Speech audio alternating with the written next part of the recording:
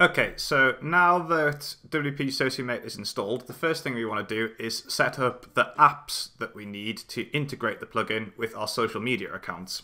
So the first one we're going to do is Facebook. So if we head over to WP Sociomate here, and then we click on it, you'll see we go to the settings.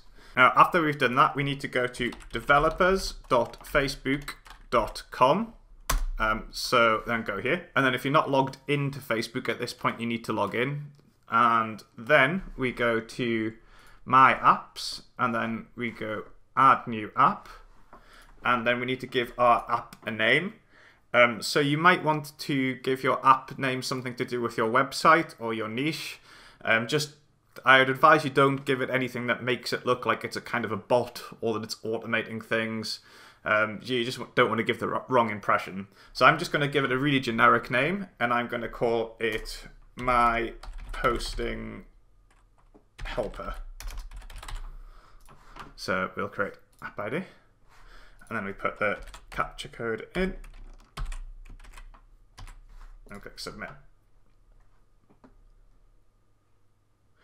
Okay, so then the next thing we do is we want to click on this Facebook login here, and then we click select.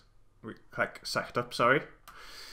And then we go to, you'll see it's now appeared here in this drop down menu here, and then we're going to click settings. And we're going to go down, and then the first thing we want to do is we need to put something in here. Scroll down here, you can get the value that you need for this box from here. So you'll see it says copy the following URL to your valid auth redirect URIs. So that's this. So all we need to do is copy what it says in here. So if I copy that and then paste it in here. Now, one thing I will point out is that you do need HTTPS enabled on your site for this to work. It's a new thing that Facebook is now requiring all apps that access it to be coming from HTTPS. Now, if you don't have HTTPS, don't worry, because these days it's completely free, and most web servers and most web hosts actually have already installed it for you. So really, all you should need, most of the time, all you should need to do is just try to access your site by just typing in HTTPS and then your site address. And if we just put this in here, bitcoinjunkie.pro, that's the one. You'll see that that loads up as HTTPS. Now, if that doesn't work, if you try putting HTTPS in here and it doesn't work, the first thing you should do is just contact your web host and just ask them to enable HTTPS, and 99% of them should do that for you, no problems.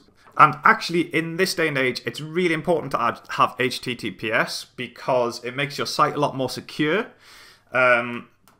Your visitors trust you if you have it a lot more, and also Google rewards people who have HTTPS.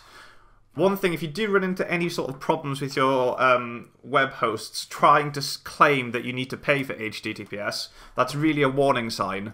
I'll just show something to you. So if we go to, if I just put in Google free HTTPS here, and you'll see this site here is called let'sencrypt.org, and these guys, you can see all these huge companies that they work with, all these hosting providers. These guys provide HTTPS for free, and you can install it on any server. If we just have a look a little bit about this, we've got the documentation here. If I just click here and then we'll go to the list of providers, there we go. So these are just a few of the web hosts who are all using Let's Encrypt. So there's loads and loads and loads of that. They all provide HTTPS for free, and there's loads more that aren't even on this list. So if you do have any problems, I would actually contact your web host if they're saying you need to pay for it, and point them at this and say, well, why can't I have that? Because all these other servers have got it. And to be honest with you, if anyone tries to charge you for HTTPS these days, it is absolutely ridiculous, and they are ripping you off.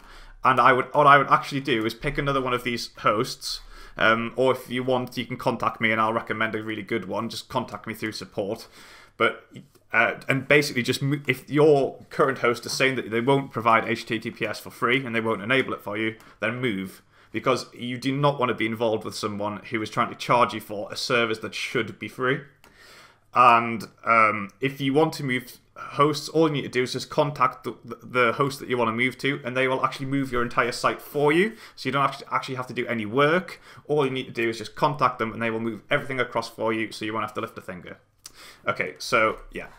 Hopefully this shouldn't be a problem for most of you, and sorry for sort of taking this time out to have a bit of a rant, but I just wanted to make sure that you're all aware that HTTPS should be free these days, and I'm sure most of you won't have a problem. Like I say, most servers now have it installed automatically, or you just need to ask them to enable it. Anyway, once that's done, so make sure you're on this says HTTPS here. If it doesn't, make sure you're accessing your site through HTTPS. So we will copy this, and I'm going to copy it into here.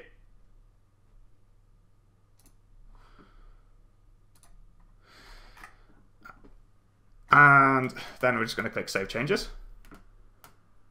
And then we're going to go to the settings page here, and we're going to go to Basic.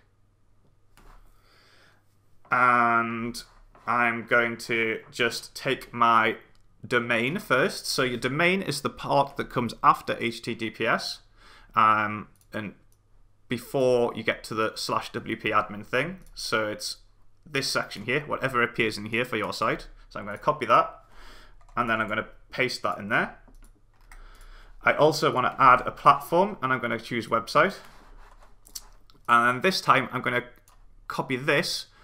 So before you get to the /wp admin, and I'm actually going to include the HTTPS this time, so it's the URL rather than the domain. So it's this part here from the beginning to just before this slash. So I'm going to copy that, and then I'm going to paste that in there. And then the next thing I'm going to do is I'm going to choose a category. I'm just going to choose business and pages. And I need a privacy policy next. So I know a lot of you guys will probably already have a privacy policy page for your site, so just use that. If you need one, I will show you where you can get one. So I've provided this one for you. It's bytemarketer.com/privacy.html. So basically, don't use this URL in Facebook, but instead just copy this and then create a page on your website, and just a privacy policy page using this text, and that'll serve you absolutely fine. So wherever you copy and paste this to, use that URL. So I'm just going to use this one for now, but you shouldn't do this. You should post this to your own site and use your own privacy policy URL. So I'm going to go back to Facebook, and I'm going to paste that in there. And I believe that is us done. So then we just click Save Changes. And then we go to App Review. And then we just click Yes to make it public. And then we click Confirm. Okay, so there we go. We are now live. So the next thing we want to do is you go back to our settings. Incidentally, if you see this message popping up, don't worry about this, because we don't need to get our app reviewed. We are just using the very basic permissions that don't require approval, so we don't need to worry about this message. And then we copy our app ID. So we copy this, we paste it in there, and then we show our app secret. Oops.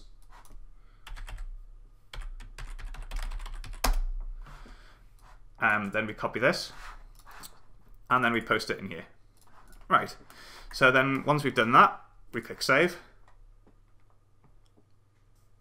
Okay, so then we click this Auth Facebook button, then we click Continue as Dan, then we click Public on here, and then we click OK, and then we click OK.